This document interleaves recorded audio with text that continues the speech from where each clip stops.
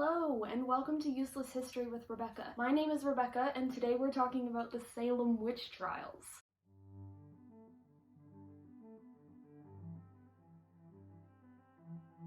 Really quick before I talk about anything else, I want to talk about my Nutcracker witch. In the Smith family, a lot of the women collect nutcrackers because we like ballet, and a lot of us have been in the Nutcracker. One time I went Halloween decoration shopping with my roommates, and I saw this Nutcracker witch, and I knew immediately that I had to have it. So here it is. My cousin Emma suggested this topic to me, and she specifically requested I do it in October. So here I am. Hi, Emma. Yes, I am filming this on the same day as the last video. I hope to do 2 more spooky videos this month, one on vampires and one on the history of Halloween. I would also like to address right now that as a child, I had Samhainophobia, which is the irrational fear of Halloween. I'm much better now, but I did have Samhainophobia for a while. I'll talk more about that in the video on the history of Halloween. There's a lot I like about Halloween now. I like the candy, I like the aesthetic, I like how the weather's just starting to change, and I really like the costumes, if you can believe it. Speaking of costumes, it's time for my mandated outfit change. Right back.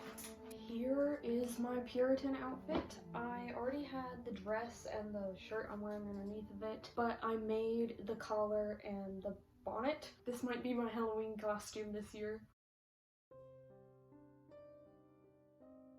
The Salem witch trials are a terrifying period of history. This is true of most witch trials, obviously, but there's something about Salem that makes it really stick with us. Let's go over some of the history of witch trials in general. Witch trials were popular in Europe from the 1300s to the 1600s. Salem happened near the end of that time period. During the period that witch trials were popular in Europe, between 40,000 and 60,000 people were killed. Most of those people were women, because of course they were. Witches were believed to be people who had traded their souls with the devil in order to gain the power to harm others with magic. There's also a verse in the Bible that says, "Thou shalt not suffer a witch to live," so that was the justification for killing witches. The Salem witch trials happened in 1692, which, as we mentioned, is near the end of the period that witch trials were popular among Europeans.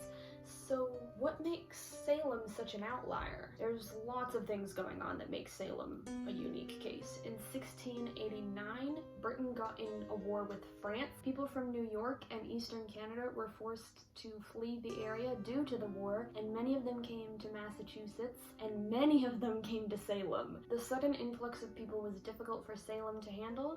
Salem was also full of Puritans, who are well known for their strict code of conduct and general mistrust of outsiders. The colonists were also afraid of the natives living in the area, and they just recovered from an outbreak of smallpox. In the 1600s, there were actually 2 Salems. There is Salem Town and Salem Village. Salem Village is now called Danvers, and it's where the witch trials actually took place. The 2 Salems had an intense rivalry. Additionally, within Salem Village, there is a feud between 2 families, the Porters and the Putnams. In 1689, a man named Samuel Parris became the minister of Salem Village. He got the position thanks to the influence of the Putnam family. Lots of people did not like Samuel Parris. He was greedy. He started asking for better pay after only a few months of working there, and he was very strongly Puritan. He was very orthodox. It got to the point where when he would hold meetings in church on Sunday, he would make non-members leave the building before they had communion. So this drove a wedge between members and non-members and just really heightened up tensions really nicely. To make matters worse, the village was fairly isolated, so there wasn't anyone around who had the authority to, make peace. There's no one to kind of oversee what was going on. It was just a bunch of people stuck in a place together with no higher authority to appeal to. Eventually, all of this mistrust and paranoia boiled over. Samuel Parris brought 2 Caribbean slaves with him to Salem named John and Tituba. Samuel's 9-year-old daughter, Betty Paris, her cousin, Abigail Williams, and their friend, Ann Putnam Jr., would listen to Tituba tell stories about magic and such. The girls started practicing a bit of divination, and then they started having strange fits. The girls screamed, contorted their bodies into uncomfortable shapes, threw things, made strange noises, and generally caused a ruckus. The village doctor, William Griggs, diagnosed the girls with bewitchment. Kind of wild that bewitchment was a medical diagnosis back then. Soon, other girls began having the same symptoms, including Mary Walcott, Mary Warren, Elizabeth Hubbard, and Mercy Lewis. Even with our understanding of modern medicine, these fits would be unsettling to behold in all likelihood, especially because all the girls were barely teenagers, if that. One of them was 9. I understand why the people of Salem believed that this was bewitchment. Doesn't mean what they did with that information was right, but I get it. At the urging of their parents, the girls accused 3 women of bewitching them. Those 3 women were Tituba, Sarah Good, and Sarah Osborne. As we mentioned, Tituba is a slave, Sarah Good is a homeless beggar woman, and Sarah Osborne is a poor old lady who may or may not have had a romantic relationship with her indentured servant. Interesting. It's vulnerable, socially outcast women that are the primary targets of the witch trials. This is consistent across most witch trials. The 3 women were taken to court. The entire time, the people that they had bewitched were writhing and screaming and having a fit.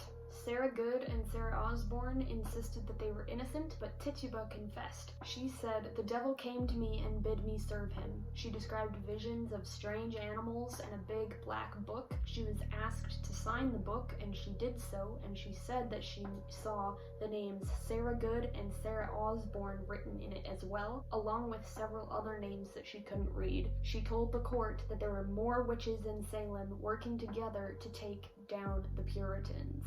Now, clearly Tituba made this up, but why? Well, if you confess to being a witch, you wouldn't be killed because it was believed that God would punish you. But if you refused to confess, you would be killed. After Tituba's confession, more witches were found, and they confessed, and they named more witches, and on it went. Dorothy, the 4-year-old daughter of Sarah Good, was questioned as well, and the court interpreted her answers as a confession. What's also interesting is that most of the people who were accused just so happened to be political enemies of the Putnam family. What are the odds? The governor of Massachusetts, William Phips, had to establish a special court just to hear all the witch trial cases. The first person to be convicted by this court was Bridget Bishop. What's interesting about Bridget is that she was accused of witchcraft 12 years earlier and had been found innocent, but she was hung on June 10th, 1692. Over the next few months, 18 more people were hung, and one man, Giles Corey, was pressed to death by stones. Over the course of 2 days, I can't even imagine. A man named George Burroughs, who used to be the minister in Salem, was called back to Salem because they thought he was the leader of all the witches, and he was hung on Gallows Hill as well. Right before they killed him, though, he recited the entirety of the Lord's Prayer, which it was thought no witch was able to do. So some of the people in attendance tried to argue that they needed to let him go because clearly he wasn't a witch, but no one listened to them. One of the ministers, Cotton Mather, started to insist that the court needed to stop accepting spectral evidence. Spectral evidence is evidence based on dreams and visions and stuff, because at this point, lots of people were saying, "I had a dream where so-and-so was a witch, so clearly they're a witch," and the court would be like, "Oh yes, this is very legitimate evidence." So, Mather's father agreed with him. He said, "It would be better that 10 suspected witches should escape than 1 innocent person be condemned." In October, Governor Phips disbanded the court. He did so partly because Cotton Mather suggested that he do so, and partly because Governor Phipps's own wife came under scrutiny for being a witch. He then established another court that was not allowed to accept spectral evidence. But that court too was done away with in May 1693. Now I'm going to read a list of everyone who was executed due to the witch trials. I know that like a lot of the names didn't even appear here. A lot of them you won't know who they are, but I feel like it's important to say their names. So I'm going to do it. These are all the people who were executed during the Salem witch trials. Bridget Bishop, Rebecca Nurse, Sarah Good, Elizabeth Howe, Susanna Martin, Sarah Wilds, George Burroughs, George Jacobs Sr., Martha Carrier, John Proctor, John Willard, Martha Corey, Mary Easty, Mary Parker, Alice Parker, Anne Puditor, Wilmot Red, Margaret Scott, Samuel Wardwell Sr., and Giles Corey. The following people died in prison: Anne Foster, Sarah Osborne, Lydia Dustin, Anne Foster, Mercy Good, the infant daughter of Sarah Good, Sarah Osborne, and Roger Toothaker. The lead justice of the trial, Samuel Sewall, later apologized for what he had done, and even later, Ann Putnam Jr., one of the little girls who first sparked this whole catastrophe, apologized publicly as well. Massachusetts, however, did not formally apologize until 1957, and it wasn't until 2001 that all of the victims were exonerated. 2001. That's within my lifespan. Arthur Miller wrote a play that I haven't read called The Crucible that's set during the Salem witch trials, but it is not about the Salem witch trials. It's actually about McCarthyism. It's just set during the Salem witch trials. From what I understand, he took many creative liberties. Oh, and it's been suggested that the events at Salem are a big reason why America is so into separating church and state, because this is what happens when you don't separate church and state. Now we must answer the ever popular question: what on earth was going on? Well, we already went over the socio-cultural / political situation in Salem right before the trials, and that explains a lot of it.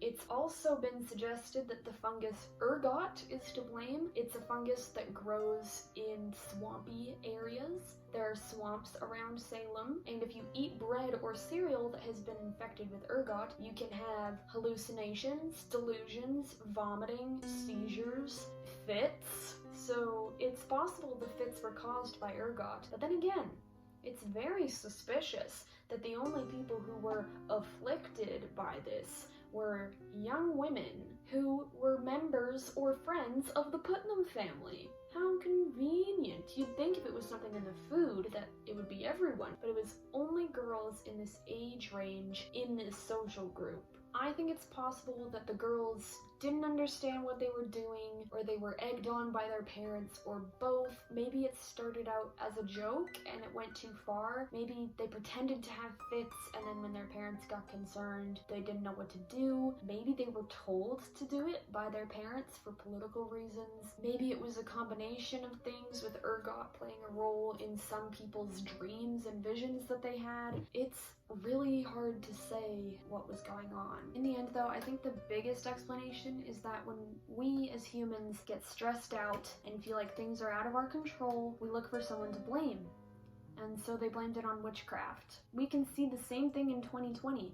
All of us are stressed out, all of us feel like everything is out of our control, and we deal with it by finding people to blame. Whether it's the government, or it's doctors, or it's Karens, or it's racists, or whatever. We just need someone to blame for what's going on, and we need to be angry, because we can't be angry at a virus. We as humans have a hard time accepting that sometimes things just happen. We've also been stuck inside too long, and Salem was isolated, so there's another similarity. While I was writing this script, I made a really interesting connection.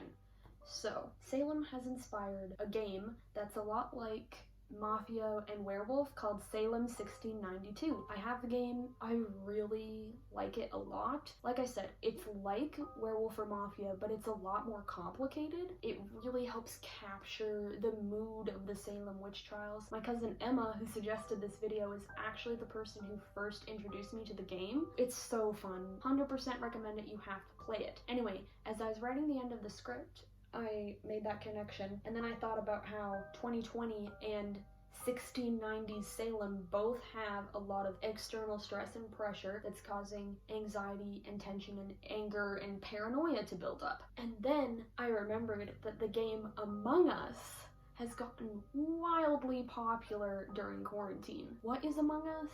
It's a game that you can get on your phone or on your laptop or computer or whatever that is a lot like Werewolf and Mafia and Salem. It has several cool twists. I'm not going to over-explain it because I'm sure you've heard a lot about it, and if you haven't, there are ways to learn about it. Anyway, so I realized that it's very interesting that a game that's basically a witch hunt became popular during a time of great tension. Is Among Us our witch hunt? I don't know if this is a real thing or if this is a stretch, but it would be interesting to look into if that's true. I don't know how one would figure out if that's true. I don't know, I think it's interesting. Anyway, thanks again to Emma for suggesting this topic. I don't know why I didn't think of it. I love the Salem witch trials. Like, I don't love that they happened. I like learning about it. There's an important distinction to make there. I 100% recommend playing Salem if you haven't already. It's complex and interesting, and if you like social deduction games, you will like Salem. I also recommend playing Among Us. I haven't played it a lot yet, but I've played it with my family a couple of times. It's awesome.